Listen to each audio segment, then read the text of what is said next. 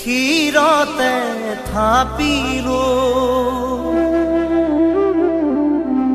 শংকৰ শিৰোমণি কণ্ঠতে থাপিলো নাম হৃদয়ত থাপিলো দুয়োজনা গুৰু যে